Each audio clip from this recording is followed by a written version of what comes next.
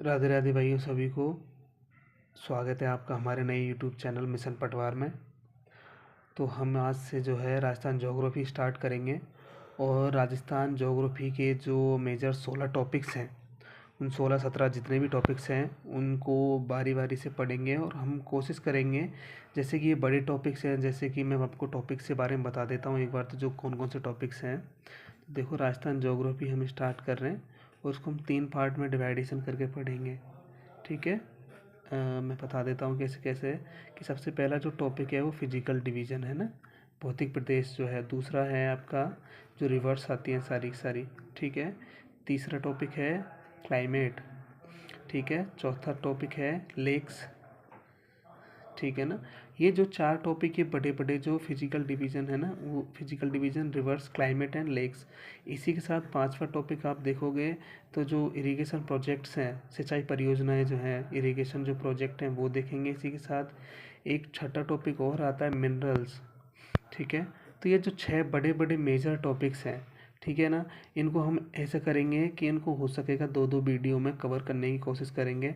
और मेरी पूरी कोशिश ये रहेगी कि आपको इसके बाद पढ़ने के अलावा मतलब इसके बाद में किसी कहीं और सोर्स से पढ़ने की आवश्यकता नहीं पड़े। फिर इसके बाद में जो मेजर छोटे छोटे टॉपिक्स हैं, जैसे कि देखो मैं बताता हूँ, जैसे कि सॉइल है।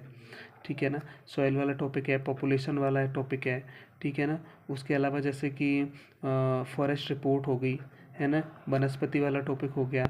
उसके अलावा आपका जो छोटे छोटे टॉपिक्स हैं और भी हैं, जैसे कि लेक्स इसमें हो काउंट कर ली है ना। ठीक है। लेकिन 4 ये जो छोटे टॉपिक है, उसके अलावा भी और कोई छोटे टॉपिक्स हैं, मुझे नाम ध्यान नहीं आ रहा है ना। इसके अलावा 2 जो मेजर बड़े टॉपिक और है, एक तो है इंडस्ट्री, ठीक है ना, उद्योग, और एक और है परिवहन भी है। इसी टॉपिक परिवहन भी देख लेना यहाँ पर, परिवहन है ना, एक परिवहन वाला टॉपिक भी यहाँ पे काउंट हो जाएगा। इसके अलावा यहाँ पे एक और है वन्य जीव, वन्य जीव।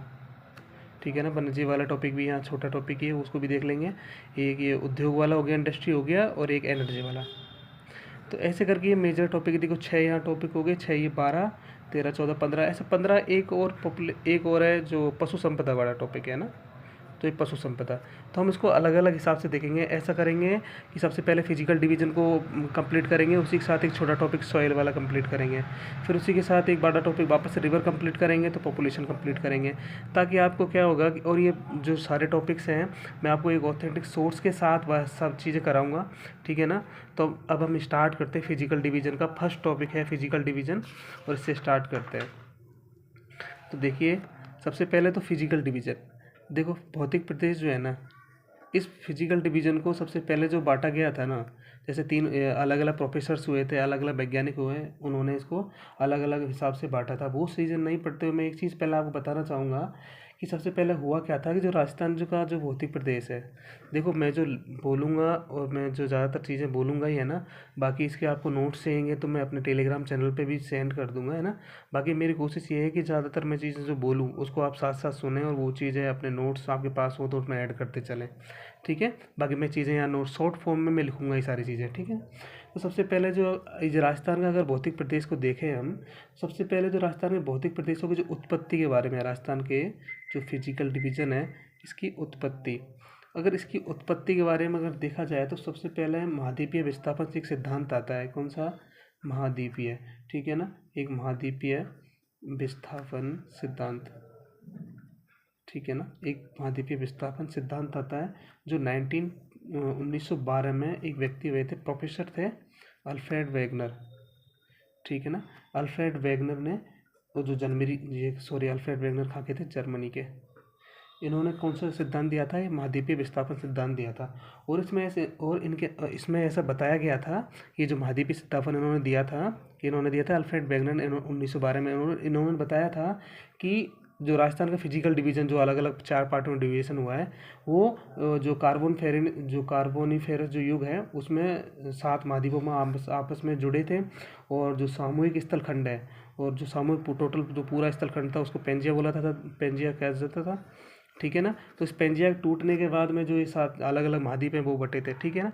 तो राजस्थान का फिजिकल डिवीजन ही इसी की पार्ट है, क्योंकि जब महाद्वीपीय विस्थापन सिद्धांत हुआ था उसी के बाद में जो अपने जो ये महाद्वीप अलग अलग हिसाब से बटे थे, उसी में से एक पार्ट अपना ये है राजस्थान का फिजिकल डिवीजन। ठीक है। तो एक चीज़ तो आप ये याद रखना। दूसरी बात ये याद रखना कि इसमें एक चीज़ याद रखने वाली बात ये है कि देखो, मैं आपको ये जो पहला टॉपिक और शुरू में अक्षांशीय देशांतरी विस्तार उसमें बताता, लेकिन वहाँ से क्या आजकल प्रश्न नहीं आते। लेकिन एक चीज़ यहाँ समझा देता हूँ, जो देखो पैंजिया, तो टोटल पूरा स्थल खंड था ना पहले अपना, जो पृथ्वी थी ये वाली, ये इस पूरे को पैंजिया बोला जाता था, ठीक है ना। क्या बोला जाता था? पैंजिया। अब पैंजिया के चारों तरफ जो वाटर था ना, ये वाला पानी छाता ना, है ना, इसको पैंथालासा बोला जाता था, पैंथालासा। ये सागर था, पैंथालासा सागर, है ना। इस चीज़ को याद रखना। देखो, ये जो पूरा जो अपनी जो पूरी पृथ्वी थी, इसको पैंजिया वो नाम दिया गया था, और जो इसके चारों तरफ जो वाटर था ना, इसको पैंथालासा नाम दिया गया था। अब हुआ ये था कि महाद्वीपीय विस्थापन सिद्धांत के दौरान जो कार्बोनिफेरस युग में सूर्य और चंद्रमा, देखो कौन सा कार्बोनिफेरस, इस कार्बोनिफेरस युग के अंदर सूर्य प्लस चंद्रमा की जो ज्वारीय शक्तियाँ थी, है ना, उनके कारण पृथ्वी की गुरुत्वीय शक्ति जो थी ना, उसके कारण पैंजिया जो था ना, ये पैंजिया मैंने बताया ना, टोटल ये वाला लैंड जो था, ये 2 भागों में डिवाइडेशन हो गया इसका, ठीक है ना, अलग अलग भागों में बट गया। अब इससे याद रखना, 2 भागों में बट, तो जो उत्तर वाला पोर्शन था, देखो उत्तर में जो पोर्शन था ना, वो तो उसको नाम दिया था अंगारा लैंड, ठीक है ना, इसको तो बोला जाता था अंगारा लैंड। और जो दक्षिण वाला पोर्शन था, उसको बोला जाता था गोंडवाना लैंड। अब एग्ज़ाम में देखो, मैं एक चीज़ बताता हूँ आपको, आपने कहीं गाइडों में पढ़ा होगा, कहीं बुक्स में भी पढ़ा होगा, लेकिन एक चीज़ बता देता हूँ कि राजस्थान में जो है गोंडवाना लैंड जो है ना, इसके अवशेष तो मिलते हैं, लेकिन कहीं पे भी अंगारा लैंड के अवशेष नहीं मिलते। तो एग्ज़ाम में एक फैक्ट के रूप में यह आ जाता है कि राजस्थान में अंगारा लैंड और गोंडवाना लैंड के अवशेष मिलते हैं, तो ऐसा नहीं मिलते। ओनली फॉर जो गोंडवाना लैंड है उसी के अवशेष मिलते हैं। देखो, मैंने आपको कुछ नहीं समझाया, बस छोटी सी चीज़ समझाई थी इसको पढ़ने से पहले, ठीक है, ताकि आपको थोड़ी समझ विकसित हो इस चीज़ के लिए, ठीक है ना। अब मैं एक चीज़ आपको ये फैक्ट किया, एक तो पहली बात तो देखो पैंथालास, और उसके बाद में दूसरी बात ये बताई थी महाद्वीपीय विस्थापन, तीसरी बात ये अंगारा लैंड और गोंडवाना लैंड बताया था, ठीक है। एक चौथी बात और बता देता हूँ कि आपको आजकल जो प्रश्न ना ऐसे आते हैं कि राजस्थान का जो फिजिकल डिवीज़न है ना, ये जो भौतिक प्रदेश है, ये भारत के 3 भौतिक प्रदेशों के अवशेष हैं। भारत के 3 भौतिक प्रदेश, 3 फिजिकल डिवीजन जो हैं भारत के, उनका अवशेष है राजस्थान में, ठीक है ना। जैसे 3 भारत के कौन कौन से वो 3 भौतिक प्रदेश हैं जिनके अवशेष जो राजस्थान में देखने को मिलते हैं। देखो, एक फैक्ट है ना, तो देखो पहले बता देता हूँ। एक तो है जिसको बोलते हैं उत्तरी विशाल मैदान, है ना। उत्तरी विशाल मैदान के अपने को देखने को मिलते हैं, जैसे कि अपन देखते हैं ना, पूर्वी मैदानी प्रदेश जो है, ये उत्तरी विशाल मैदान का ही भाग है, ठीक है ना। दूसरा अपन देखते हैं मरुस्थलीय प्रदेश, अपना जो डेजर्ट है पूरा पूरा राजस्थान का, वो मरुस्थलीय प्रदेश का भाग है। तीसरा अपन देखते हैं जो प्रायद्वीपीय पठारी प्रदेश, जैसे हाड़ौती का पठार हो गया, एक तो हाड़ौती पठार, और इसी के साथ अपन अरावली को जो देखते हैं ना, तो देखो 4 भौतिक प्रदेश हो गए ना अपने। एक तो हाड़ौती वाला हो गया, एक अरावली हो गया, एक अपना जो डेजर्ट हो गया, और एक अपना उत्तरी विशाल मैदान के पार्ट में अपन देखते हैं पूर्वी मैदानी प्रदेश, ये हो गया। तो ये 4 भौतिक प्रदेश है ना। एग्जाम प्रश्न आता है कि भारत के किन जो अवशेष हैं, भारत के किन भौतिक प्रदेशों के अवशेष राजस्थान में देखने को मिलते हैं। तो देखो, उत्तरी विशाल मैदान के पार्ट देखने को मिलते हैं, मरुस्थल के देखने को मिलते हैं, और प्रायद्वीपीय पठार के देखने को मिलते हैं। मैंने आपको 4 चीज़ें बताई, इससे बाद में आगे चलते हैं। अब आपको मैं एक सारणी बताता हूँ, देखो, है ना। सारणी के सब एक चीज़ समझ में आएगी आपको, जो फिजिकल डिवीजन है ना ये 4, उनमें सबसे पहला कौन सा था, सबसे बाद में कौन सा बना, वो देखते हैं। तो देखो, मैं एक सारणी बनाता हूँ यहीं, देखो सबसे पहले कि सबसे जो अपने को पहला याद रखना है, सबसे पहले जो जिस स्थलखंड का विकास हुआ था, तो वो हुआ था मध्य जो अरावली है ना, इसका हुआ था, ठीक है ना। अब इस मध्य अरावली का जो विस्तार है ना, सबसे पहले ये सबसे प्राचीनतम है, ये सबसे प्राचीनतम है, ठीक है। मैं एक दूसरा पेज लेता हूँ उधर, उसमें समझाता हूँ। देखो, सबसे पहले तो आपको याद रखना है अरावली को। देखो, यहाँ लिख देता हूँ, एक सारणी बनाता हूँ। सबसे पहले है अरावली, ठीक है ना, पहले नंबर पे। फिर दूसरे नंबर पे आपको याद रखना है दक्षिण पूर्वी जो पठारी प्रदेश है ना, वो, ठीक है। तीसरा आपको याद रखना है पूर्वी मैदान, ठीक है ना। और चौथे नंबर पे आपको याद रखना है जो पश्चिमी मरुस्थलीय प्रदेश है ना, वो याद रखना है। अब सबसे पहले सबसे प्राचीनतम ये था, ठीक है। सबसे पहले आपको एग्जाम में प्रश्न आ जाए कि इनका कालखंडों के अनुसार इनको जमाइए, सबसे पहला कौन सा फिजिकल डिवीजन जो है विस्तार हुआ था, फिर उसके बाद में कौन सा, फिर उसके बाद में कौन सा। तो सबसे पहले अरावली आ जाएगा, सबसे प्राचीन है ये, ठीक है ना, सबसे प्राचीनतम मान लो इसको, ठीक है। उसके बाद में दूसरा ये है, फिर दूसरा ये है, फिर तीसरा ये सबसे नवीनतम जो मरुस्थलीय प्रदेश है ना, ये सबसे नवीनतम है, ठीक है ना। अब एक आपको ये चीज़, ये तो हो गई सबसे इसके कालखंड के अनुसार। अब ये कौन से युग में बने थे, ठीक है, तो वो भी बता देता हूँ। देखो, ये युग की बात करें या फिर सब काल की, तो ये प्री कैम्बियन में बना था। अरावली प्री कैम्बियन, आपको पता ही होगा प्री कैम्बियन। देखो यहाँ से प्रश्न आते हैं यहाँ से, जो मैं बता रहा हूँ, एक भी ऐसा फैक्ट नहीं बताऊंगा जो फालतू का होगा ना। पहला है प्री कैम्बियन, दूसरा आ जाता है ये जो दक्षिणी, ये क्रिटेशियस, ठीक है ना, ये क्रिटेशियस हो गया। और आपको ये दोनों तो याद ही होंगे, प्लिस्टोसिन प्लिस्टोसिन, है ना, ये प्लिस्टोसिन में, और ये भी हैं प्लिस्टोसिन काल में, ठीक है ना। ये 4 फिजिकल डिवीजन मैंने आपको बता दिया, ठीक है ना।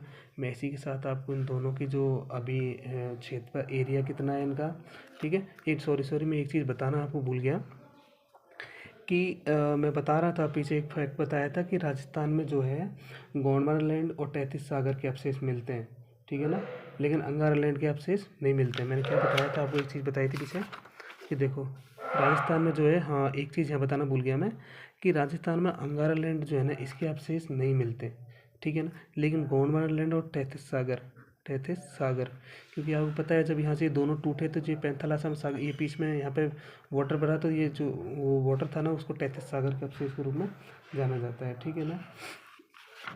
ठीक है, मैं बताता हूँ आपको वापस, है ना। ये आपको युग हो गए, सबसे प्राचीनतम हो गया। अब मैं एक चीज़ यहाँ बता देता हूँ कि ये जो ऊपर वाले दोनों हैं, कौन से, अरावली और दक्षिण पूर्वी पठारी प्रदेश, ठीक है ना, ये दोनों जो है ना गोंडवाना लैंड के पार्ट हैं, गोंडवाना लैंड के पार्ट हैं, ठीक है ना, दोनों दोनों गोंडवाना लैंड के। और ये जो दिन पूर्वी मैदानी प्रदेश और जो मरुस्थलीय प्रदेश हैं, ये दोनों तैतीस सागर के अवशेष हैं, तैतीस सागर। देखो मैं अच्छे से लिख तो नहीं सकता, लेकिन आपको समझा अच्छे से रहा हूँ, है ना। देखो वापस बता देता हूँ कि सबसे पहले मैंने अरावली, दक्षिण पूर्वी पठारी प्रदेश, पूर्वी मैदानी प्रदेश और मरुस्थलीय प्रदेश। सबसे जो प्राचीनतम है वो अरावली वाला प्राचीनतम है, सबसे नवीनतम मरुस्थलीय प्रदेश है। प्रीकैम्बियन काल, क्रिटेशियस काल, दोनों दोनों प्लिस्टोसिन, ये दोनों गोंडवाना लैंड के पार्ट हैं, और ये दो जो है तैतीस सागर के पार्ट हैं, ठीक है ना। अब देखो अरावली वाली जो रीजन है, इसकी जो एरिया है, देखो मैं इसमें कैसे बताऊँ, देखो यहाँ लिख देता हूँ, इसका जो एरिया है ना, इसका अरावली का, वो टोटल एरिया है कितना, 9%, ठीक है ना।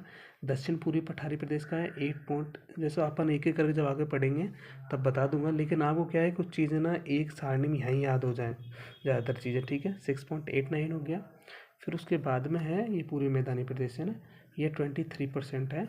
और जो मैदानी प्रदेश, ओ सॉरी मरुस्थलीय प्रदेश है, वो 61.11% है।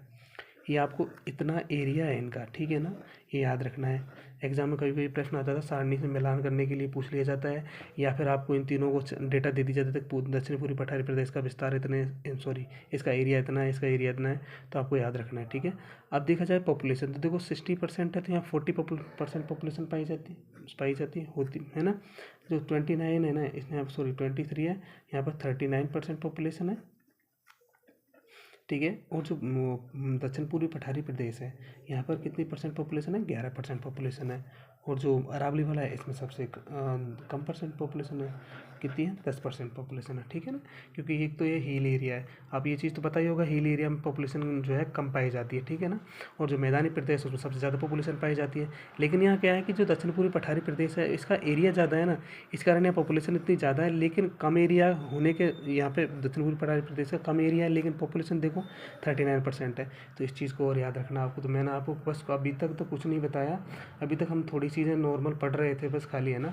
अब हम क्या करेंगे, अब हम स्टार्ट करेंगे फिजिकल डिवीजन को ठीक तरह से, है ना। मैंने आपको बस सारी चीज़ें नॉर्मल चीज़ें जो इसके बारे में ओवरव्यू था, वो सारी चीज़ें बता दी। अब हम स्टार्ट करते हैं फिजिकल डिवीजन को, जो अलग अलग भूगोलवेत्ता थे उन्होंने क्या क्या बताया था, और उन्होंने क्या क्या किस हिसाब से चीज़ें की थी। तो सबसे पहले जो व्यक्ति आए थे उनका नाम था प्रोफेसर वीसी मिश्रा। अब मैं यहाँ से स्टार्ट कर रहा हूँ, ठीक है। आप मेरे साथ साथ या तो लिख भी सकते हैं, सारी चीज़ें मैंने आपको 2-3 बार बोल के बताई हैं, ठीक है। तो सबसे पहले प्रोफेसर वीसी मिश्रा, ये कोई सॉरी ये दार्शनिक थे, ठीक है ना, सॉरी दार्शनिक नहीं थे, भूगोलवेत्ता थे। इन जो है इनकी एक बुक है, इनकी बुक है राजस्थान का भूगोल, ठीक है। इनकी एक बुक है राजस्थान का भूगोल, उसमें इन्होंने जो हो फिजिकल डिवीजन है राजस्थान को, उसको 7 फिजिकल डिवीजन बांटा। जैसे देखो याद करने का है, सबसे ऊपर जो है ना, कौन सा है, नहरी क्षेत्र है ना, नहरी क्षेत्र है सबसे ऊपर, ठीक है ना। उसके बाद में दूसरे नंबर पर आता है देखो पश्चिमी शुष्क मैदान, और अर्ध शुष्क, ठीक है ना। तो देखो इधर वाले तो शुष्क और अर्ध शुष्क दोनों याद हो जाएंगे, नहरी वाला ऊपर वाला याद हो जाएगा। नहरी क्षेत्र कौन सा, श्रीगंगानगर हनुमानगढ़ वाला है ना। और एक और याद रखना है जैसे अरावली। देखो आपको ये याद रखना है ना, एग्जाम में प्रश्न आता है निम्न में से कौन सा प्रोफेसर बीसी मिश्रा के अनुसार कौन सा फिजिकल डिवीजन नहीं है या है, ठीक है। तो सबसे पहले नहरी प्रदेश, पश्चिमी शुष्क मैदानी, है ना, और अर्ध शुष्क हो गया, अरावली हो गया। अब तीन जो है वो ऐसे याद कर लो। एक तो देखो पूर्वी मैदानी प्रदेश को पूर्वी कृषि रीजन मान लो, इंडस्ट्रियल रीजन, ठीक है ना, औद्योगिक प्रदेश। उसके बाद में चंबल बीहड़ वाला एक तो है ना, और एक हो जाएगा दक्षिण पूर्वी इंडस्ट्रियल रीजन, ठीक है ना। ये चार, ये तीन ये हो गए और चार ये हो गए, ठीक है। देखो आपने सब कुछ पढ़ रखा है, लेकिन मैं आपको जो चीज़ें ऐसे आपको ऐसा लगे कि ये चीज़ मेरे में नहीं है तो वह चीज़ आप ऐड कर लेना, ठीक है ना। बाकी ये है कि फालतू में आपका समय ख़राब नहीं करूँगा, ठीक है। ज़्यादातर चीज़ें, सारी चीज़ें आपको मेरे हिसाब से मैं अच्छे ही बताने की कोशिश करूँगा, ठीक है भाई। अब प्रोफेसर बीसी मिश्रा के अनुसार उनकी बुक है राजस्थान का भूगोल, उन्होंने उसमें 7 प्रकार के फिजिकल डिवीजनों के बारे में बताया था। दूसरे जो व्यक्ति हुए थे, ठीक है ना, जो दूसरे व्यक्ति हुए थे, ऐसे तो वो सैन थे कोई, है ना, उनको मुझे एग्जैक्ट नाम याद नहीं आ रहा, उन्होंने बताया था, लेकिन हम उनके बारे में कुछ उन्होंने स्पष्ट रूप से कुछ नहीं कहा। और हाँ सॉरी, एक चीज़ बताने यहाँ भूल गया, कि प्रोफेसर जो बीसी मिश्रा है ना, इनका क्या आधार था, इनका जो बेस था ना, किस आधार पर इन्होंने 7 फिजिकल डिवीजन बताए थे। तो देखो जलवायु, ठीक है ना, दूसरा है नहर, तीसरा है फसल। तो फसलों के आधार पर, नहरों के आधार पर या जलवायु के आधार पर इन्होंने जो है 7 फिजिकल डिवीजन बताए, ठीक है। आगे चलते हैं। दूसरा जो व्यक्ति है जिसका नाम है प्रोफेसर रामलोचन सिंह। अब ये जो प्रोफेसर रामलोचन सिंह है ना, इन्होंने जो इनकी एक बुक है था, इनकी बुक है इंडिया ए रीजनल ज्योग्राफी, मैं लिख देता हूँ।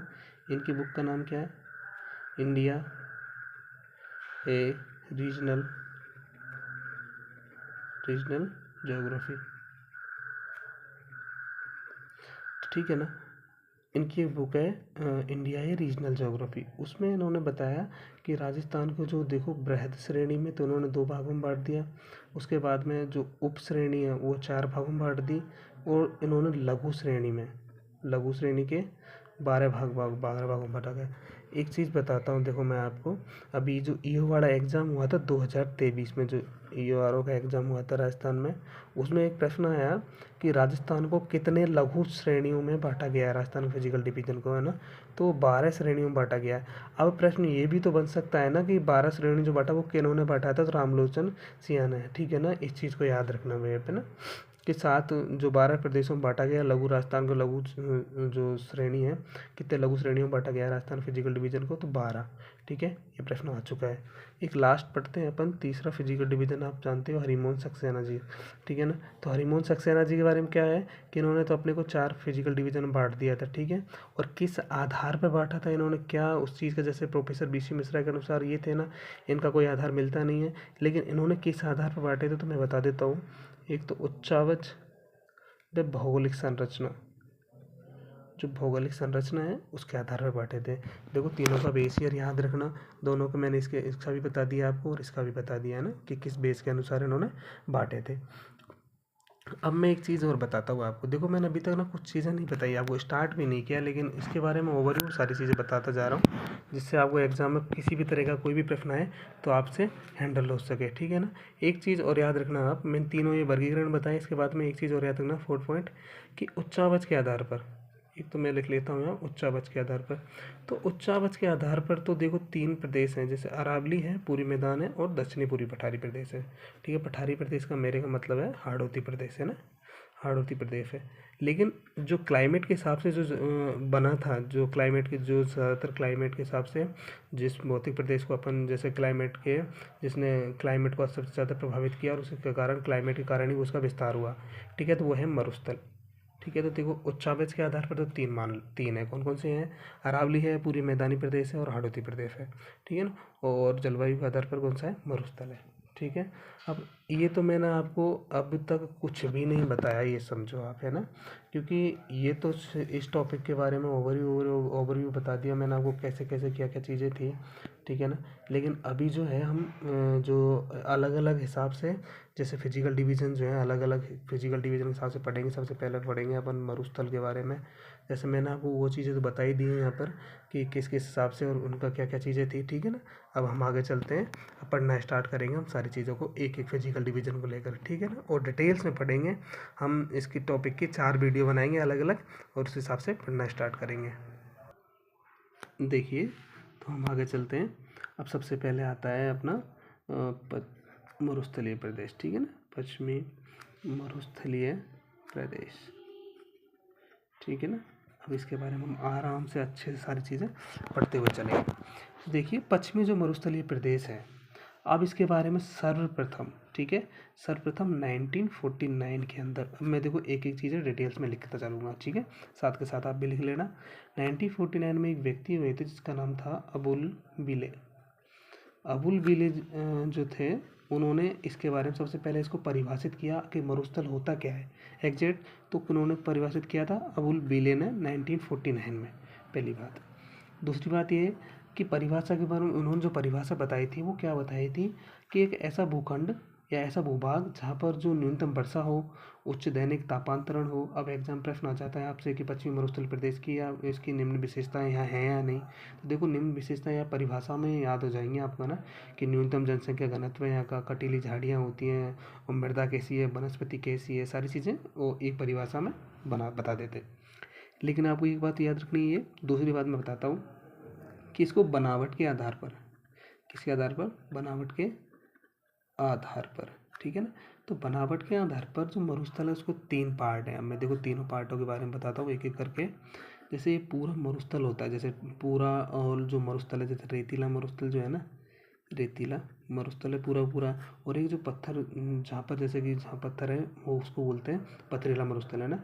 तो एक तो है रेतीला मरुस्थल, एक है पथरीला, और एक ऐसा जहाँ पर पथरीला भी है और मरुस्थल भी है, सॉरी रेतीला भी है ना। तो इनको क्या कहते हैं, रेतीला पूर्ण रूप में जो रेती रहते चार, उसको तो बोलते हैं इर्ग, ठीक है। जहाँ पर पूरा ही रेतीला मरुस्थल हो उसको बोलते हैं, क्या बोलते हैं, इर्ग बोलते हैं। और ये जो इर्ग है ये सर्वाधिक जैसलमेर में होते हैं, जैसलमेर पाए जाते हैं, ठीक है ना। इर्ग सर्वाधिक कहाँ, जैसलमेर में, ठीक है ना। आगे बताता हूँ आपको मैं, ये जो पथरीला मरुस्थल है, इस पथरीला मरुस्थल को बोला जाता है हम्मादा, क्या बोला जाता है, हमादा बोला जाता है। और इसका विस्तार जो है सर्वाधिक है, तो देखो एक तो है फलोदी, ठीक है ना, सिवाना, सिवाना कहाँ पड़ता है आपको पता है, बात पता ही होगा, बालोतरा में है ना। अब बालोतरा कहाँ है, बाड़मेर में है ना। तो फलोदी हो गया, दूसरा सिवाना हो गया, तीसरा है पोखरण। अब पोखरण पता ही है आपको कहाँ है, जैसलमेर में, ठीक है ना। तो देखो आपको कुछ नहीं बताया भी है ना। एक तो पहली बात पश्चिमी मरुस्थलीय प्रदेश के बारे में पढ़ रहे हैं। 1949 में अबुल बिले ने इसके बारे में डेफिनेशन परिभाषित किया था कि क्या क्या परिभाषा है इसकी, कि न्यूनतम वर्षा होनी चाहिए, न्यूनतम दैनिक तापांतरण होना चाहिए, कटीली झाड़ियाँ होनी चाहिए, जनसंख्या घनत्व, और जो कैसी मृदा और वनस्पति जो भी कैसी होती है ना। अब इस पश्चिमी मरुस्थलीय प्रदेश को बनावट के आधार पर किस हिसाब से बना हुआ है ये, तो उस बनावट के आधार पर इसको 3 भागों में बांटा जाता है। पहला तो रेतीला मरुस्थल हो गया, पथरीला मरुस्थल हो गया, और दोनों पथरीला प्लस रेतीला। अब जो रेतीला मैदान है उसको इर्ग बोला जाता है, पथरीला को हमादा बोला जाता है, और ये हमादा कहाँ पर इसका विस्तार है ये भी आपको पता चल गया। और एक होता है पथरीला प्लस ये है ना, इसको बोला जाता है रेग, क्या बोला जाता है, रेग बोला जाता है, ठीक है ना।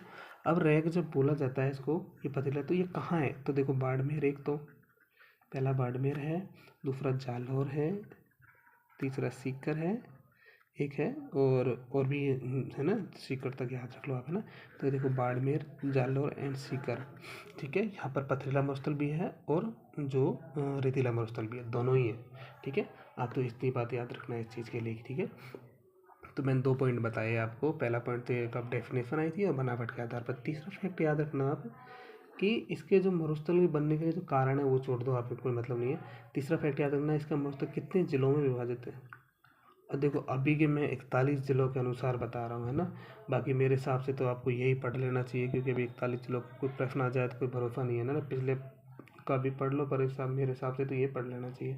अब पिछला पढ़ोगे तो 12 के अनुसार था, लेकिन अभी जो है 16 है, ठीक है ना। तो याद रखना 16 है। ठीक है, अब कौन कौन से हैं तो देखो, श्री गंगानगर हनुमानगढ़ है ऊपर से है, फिर बीकानेर है, और जो शेखावाटी वाली बेल्ट है वो सारे हैं, फिर जोधपुर है, बाड़मेर भी है ना, और ब्यावर, पाली, जालौर, ये जो जितने भी ज़िले हैं वो सारे ज़िले इसमें आते हैं। ठीक है ना। अब मैंने आपको तीसरी फैक्ट 3 बात होगी। चौथा है इसमें कितने इसका एरिया कितना है। इस मैं आपको खाली इसकी जो नॉर्मल थोड़ी बहुत चीज़ें वो बता रहा हूँ पीछे, है ना। इसका एरिया कितना है, एरिया मैंने बता दिया आपको 61.11% है। एंड पाँचवीं बात, इसकी जो पॉपुलेशन है, पॉपुलेशन कितनी है इसमें 40% है। ठीक है ना। इसमें जो रेन वर्षा कितनी होती है, तो वर्षा 0 से 50 सेंटीमीटर। मैं आपको 50 क्यों बता रहा हूँ कि देखो, शुष्क और अर्धशुष्क अलग, 0 से 20 मान लो और 20 से 40 ऐसे मान लो, या तो इसको, या फिर 0 से 25 एक बार ऐसे, या फिर 25 से 50 ऐसे करके वैसे मान लो। ठीक है ना। तो या तो आप 0 से 50 मान सकते हैं या फिर 0 से 40 मान सकते हैं। ठीक है ना, दोनों ही मिलती हैं। ठीक है। अब उसके बाद में यहाँ पर जो 7वीं बात, इसकी जो वनस्पति है, देखो ये जो चीज़ मैं बता रहा हूँ ना आपको, यहाँ से लेकर ये 2 चीज़ तो आप अलग याद रखना, लेकिन यहाँ से ये जो इसकी विशेषता मान लो आप, इसी क्या है कैरेक्टर्स जो विशेषता है ना वो है। ठीक है। तो इसे क्या क्या विशेषता है कि कितने डिस्ट्रिक्ट में फैला हुआ है, एरिया कितना है, पॉपुलेशन कितना है, रेन कितना है। देखो आरएस मेंस के अंदर जो आंसर्स लिखते हैं ना कभी कभी, है ना, तो उसमें ये चीज़ें काम आती हैं। ठीक है ना। मैं आपको उस हिसाब से बता रहा हूँ ताकि आपको ये कभी भी किसी अलग किताब से पढ़ने की ज़रूरत ही नहीं पड़े। और मैं इतने सारे फैक्ट बता दूंगा कि शायद ये आपको ये एक किताब में तो नहीं मिलेंगे, इतनी तो मेरी गारंटी है। ठीक है ना। 7वीं बात कि वर्षा कितनी होती है, वर्षा बताती, सॉरी। उसके बाद में क्या बता रहा था, वनस्पति, है ना, कि इसमें कौन सी जो वनस्पति है वो पाई जाती है। देखो आपको पता ही होगा, शुष्क कांटेदार वनस्पति पाई जाती है। शुष्क कांटेदार कह दो या मरुद्भिद कह दो, ठीक है ना, वो इसमें वनस्पति पाई जाती है। ठीक है, या इसको बोलते हैं जीरोफाइट। ठीक है ना, जीरोफाइट वनस्पति पाई जाती है। एंड 8वें नंबर का जो पॉइंट है, या तो आप इन दोनों को छोड़कर, सॉरी दोनों काउंट नहीं करो तो ये 6वां पॉइंट है, वैसे 8वां पॉइंट है ना।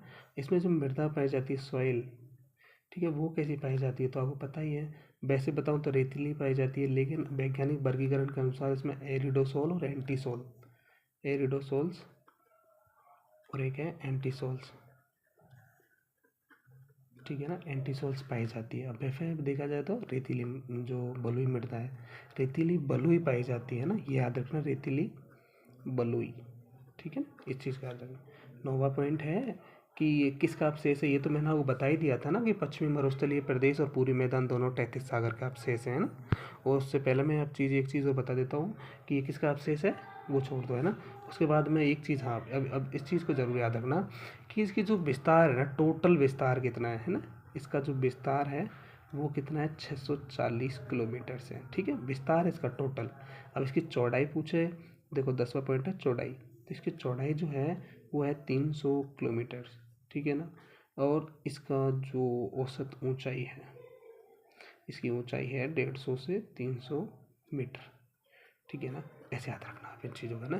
तो ये देखो कुछ फैक्ट्स है जो आपको याद रखना है। एक चीज़ और, 11 हो गया, 12वां है, इसमें कौन सी नदी, तो नदी इस पर जो इस रीजन की सबसे महत्वपूर्ण नदी है उसका नाम क्या है, लूनी नदी है। ठीक है। एक नेशनल हाईवे गुजरता है, 13वां पॉइंट है, एक नेशनल हाईवे और गुजरता है यहाँ से, उसका नाम है नेशनल हाईवे 62, नेशनल हाईवे 62। अब इतनी चीज़ें आपको देखो याद रखनी पड़ेंगी, क्योंकि जिस हिसाब से कंपटीशन बढ़ रहा है ना, उस हिसाब से पढ़ना तो पड़ेगा, कुछ चीज़ों को अच्छे से याद रखना पड़ेगा। ठीक है ना, आपको अच्छे से दिख रहा होगा शायद अब, है ना। मेरे पास क्या है कि अभी कुछ ऐसा कोई ख़ास सिस्टम नहीं है, सेटअप नहीं है। मैं अभी ये वीडियो जो मोबाइल से ही रिकॉर्ड कर रहा हूँ। ठीक है ना। तो ये चीज़ आपको समझ में आ गई होगी कि देखो मैं चीज़ आपको जितनी बताई है, ये अभी इसका ओवरव्यू था फिजिकल डिवीज़न का। ठीक है, नॉर्मल रूप से आपको याद रखना है। ठीक है। अब मैं चीज़ें आपको थोड़ा सा इसकी डिटेल्स में बताता हूँ। इस जो फिजिकल डिवीज़न है पश्चिमी मरुस्थलीय प्रदेश है, कि ये जो है विश्व का 17वां नंबर का सबसे बड़ा है। 17वें नंबर का जो मैं लिख देता हूँ सारी चीज़ें, ठीक है ना, कि इसका जो टोटल एरिया है, कि टोटल कितने क्षेत्रों में फैला हुआ है, क्या क्या चीज़ें हैं, वो सारी चीज़ें बताने की कोशिश करता हूँ अब एक बार, है ना। ये तो इसकी विशेषताएं नॉर्मल रूप से हो गई।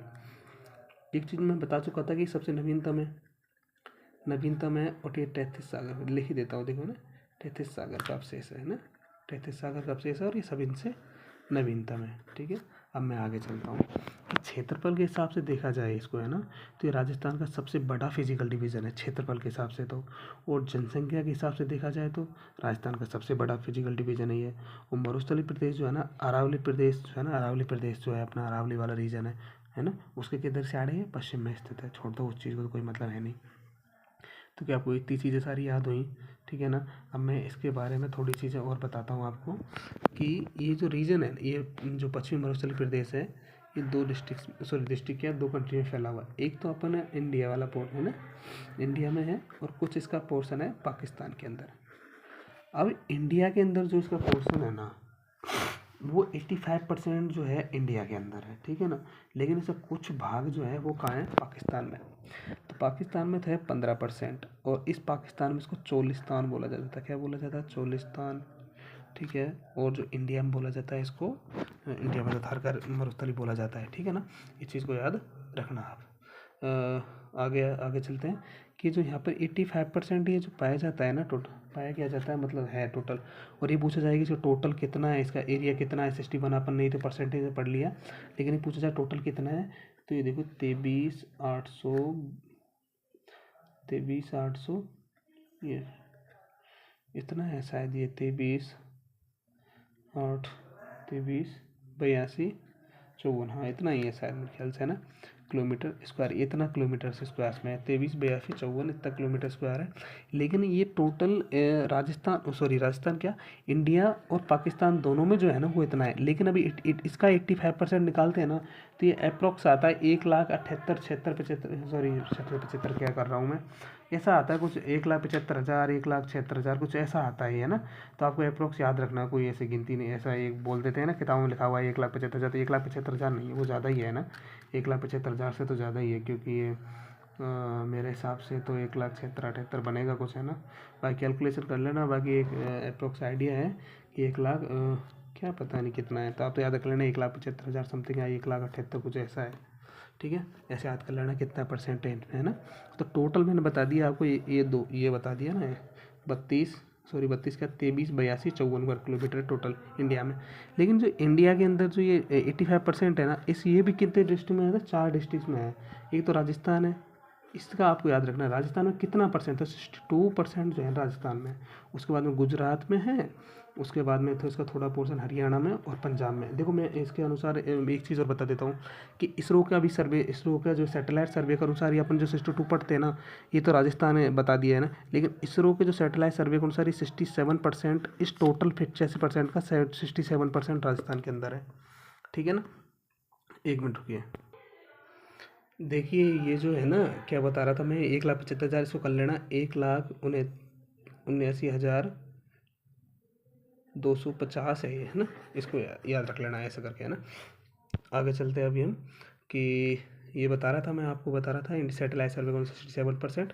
देखो मैं आपको पूरा वापस बता देता हूँ, एक गजर बसर हो गया कि जो टोटल एस थार का जो मरुस्थल है ना, इसका कितना है परसेंट है, इसका कितना परसेंटेज कितना है, 61.11। लेकिन इसका जो एग्जैक्ट वैल्यू कितनी है, इतनी। ये इंडिया में कितना है, 85%। 85 का राजस्थान में कितना परसेंट है, 62%, ठीक है। उसके बाद में हरियाणा में, पंजाब में, और एक और कहाँ पर था, गुजरात के अंदर है, ठीक है। आपको ये चीज़ याद होगी, बस इतना ही बात याद रखनी थी, ठीक है ना। अब मैं कुछ एक चीज़ बता देता हूँ आपको, 2 फैक्ट और बताता हूँ कि जो राजस्थान का ये जो पश्चिमी मरुस्थलीय प्रदेश है, ऊपर देखिए, ये पश्चिमी मरुस्थलीय प्रदेश जो है ना, ये थार का मरुस्थल जो है, ये ग्रेट पेलियो आर्कटिक अफ्रीका जो मरुस्थल है ना, उसका भाग है, ऐसा बताया जाता है, ठीक है। तो एक चीज़ आपको याद रखना कि ग्रेट पेलियो आर्कटिक अफ्रीका जो मरुस्थल है ना, उसका ये भाग है, ठीक है। आपको ये चीज़ याद रखनी है, एक चीज़ तो, ठीक है। दूसरी बात कि यहाँ ये जो पश्चिमी मरुस्थलीय प्रदेश है, यहाँ कैसी चट्टानें पाई जाती है, रॉक्स कैसी हैं यहाँ पर, ठीक है। तो यहाँ पर अवसादी रॉक्स है, ठीक है ना। कौन सी रॉक्स पाई जाती है, अवसादी रॉक्स पाई जाती है। इस अवसादी रॉक्स में तुम्हें पता है एक चीज़, अवसादी रॉक्स के अंदर कोयला और पेट्रोलियम के सर्वाधिक भंडार पाए जाते हैं। तो आपको पता ही है कि जैसलमेर में जो है पेट्रोलियम और कोयला के भंडार भी हैं। तो यहाँ अवसादी रॉक्स पाई जाती हैं, और ये ग्रेट पेलियो आर्कटिक अफ्रीका मरुस्थल का क्या है, भाग है, ठीक है। अब दो फैक्ट और पढ़ेंगे, फिर उसके बाद में क्लास को एंड करेंगे ना, उसके बाद में बात में देखेंगे। पहली बात, एक फैक्ट और आप याद रखना कि 2 व्यक्ति हुए थे। एक व्यक्ति था जिसका नाम था डॉक्टर ईश्वरी प्रसाद, ठीक है ना। एक व्यक्ति ये थे, इन्होंने जो फिजिकल डिवीजन था ना राजस्थान वाला, इसको बोला था, क्या बोला था, रोच क्षेत्र, ठीक है ना, ये रोच क्षेत्र बोला था। दूसरे व्यक्ति जो ये थे हेवेनसांग जो थे चीनी यात्री थे, हेनसांग, उन्होंने इसको जो है गुर्जरात्रा प्रदेश कहा था। तो देखो मैं वापस एक बार चीज़ें आपको वापस रिकॉल करवाता हूँ सारी चीज़ें ना। मैंने शुरू में बताया था कि 1949 के अंदर अबुल बिले ने इसको डेफिनेशन दी थी। बनावट के आधार पर 3 आधार हैं, रेतीला, पथरीला, रेतीला प्लस पथरीला। रेतीले को बोला जाता है एरिया, जैसलमेर में सर्वाधिक है ये। उसके बाद हमादा, हमादा पथरीला मरुस्थल को बोला जाता है, और ये फलौदी, सिवाना, बालोतरा, पोखरण जैसलमेर में है, ठीक है ना। पथरीला मरुस्थल को रैग बोला जाता है जो बाड़मेर, जालौर और सीकर के अंदर है। इसकी विशेषताओं में अपन देखा था सब जिले कितने डिस्ट्रिक्ट में फैला हुआ है, तो 12। एरिया 61.11% है, पॉपुलेशन इज 40%। रेन इसमें जो होती है टोटल ऐसा है, तो मान लीजिए आप 0 से 40 या 0 से 50 कर लीजिए। शुष्क और शुष्क में अपन बाद में देखेंगे। इसमें जो वनस्पति जो पाई जाती है वो पाई जाती है शुष्क, कटीली या जीरोफाइट बोल सकते हैं, मरुद्भिद बोल सकते हैं। सॉइल जो है वो रेतीली पाई जाती है। विस्तार इसका टोटल एरिया जो है वो टोटल एरिया सॉरी इसका जो विस्तार फैला हुआ है वो 640 किलोमीटर में है ना। चौड़ाई देखा जाए तो उसकी 300 किलोमीटर है, और ऊंचाई देखा जाए तो इसकी तो वो 150-300 मीटर ऊपर है, ठीक है ना। ऊंचाई है इसकी। नदी जो इस रीजन की महत्वपूर्ण नदी है वो लूनी है। इससे एक नेशनल हाईवे गुजरता है जो 62 है, ठीक है ना। उसके बाद में मैंने बताया था आपको ये जो फिजिकल डिवीजन है इसका जो विस्तार है, टोटल विस्तार है वो 23-82-54 किलोमीटर है टोटल, जो राजस्थान और इंडिया में फैला, सॉरी इंडिया और पाकिस्तान में फैला हुआ है। पाकिस्तान में इसको चोलिस्तान बोला जाता है। अब चोलिस्तान में 50%, सॉरी पाकिस्तान में जो है इसका 50% है, ओनली 15, और जो 85% इज इंडिया। इंडिया का भी 85% में सिर्फ 62% इन राजस्थान एंड 3 डिस्ट्रिक्ट ऑफ अलग हैं, 3 डिस्ट्रिक्ट अलग हैं। और वो कौन कौन सी हैं? गुजरात, राजस्थान, गुजरात, पाकिस्तान एंड सॉरी गुजरात, पंजाब और हरियाणा, ठीक है ना। अब ये जो राजस्थान में 62% वैल्यू है, अगर इसमें एग्जैक्ट देखा जाए कैलकुलेट उसमें, तो वह है 17,950, 1,69,250 किलोमीटर, ठीक है ना। उसके बाद में मैंने आपको एक चीज़ बताई थी कि ग्रेट पैलियो आर्कटिक अफ्रीका मरुस्थल का भाग है ये। और एक चीज़ और याद रखना, इसमें कौन सी रॉक्स पाई जाती हैं, तो अपसादी रॉक्स पाई जाती है। उसके बाद में एक चीज़ याद रखना कि आप ये जो डॉक्टर ईश्वरी प्रसाद जी थे उन्होंने इसको रूच क्षेत्र बोला था, और जो हेंसांग है उन्होंने गुजरात प्रदेश बोला था। अभी मैंने आपको इस वाले रीजन की बस कुछ चीज़ें बताई हैं कि क्या क्या चीज़ें इसमें हैं। मैंने आपको अभी तक तो, अब देखो ये अभी एक चीज़ फैक्ट आप याद रखना कि इसको ये 33 सागर कब से एक प्रश्न बताता हूँ कि तो थारका मरुस्थल 33 सागर कब से, इसके प्रमाण क्या क्या मिलते हैं अपने को, ठीक है। तो कुछ बताता हूँ। जैसे देखो आपको मरुस्थल जितना, जैसे 33 सागर था इसलिए तो यहाँ पर जो झीलें हैं, ज़्यादातर झीलें हैं वो खारे पानी की झीलें हैं यहाँ पर, ठीक है। जैसे कि डीडवाना हो गई, पचपंदरा हो गई, है ना। उसके बाद में यहाँ पर क्या है कि टर्सनल कालीन जो अपसादी चट्टान है वो उसमें क्या है जीवाश्म खनिज पाए जाते हैं, जैसे कि आपको पता होगा कोयला हो गया, पेट्रोलियम हो गया, ठीक है ना। और एक जगह है जैसलमेर में है, जाना एग्जैक्ट मुझे नहीं पता, याद नहीं आ रहा। कुलधरा एक जैसलमेर में ही है शायद, है ना।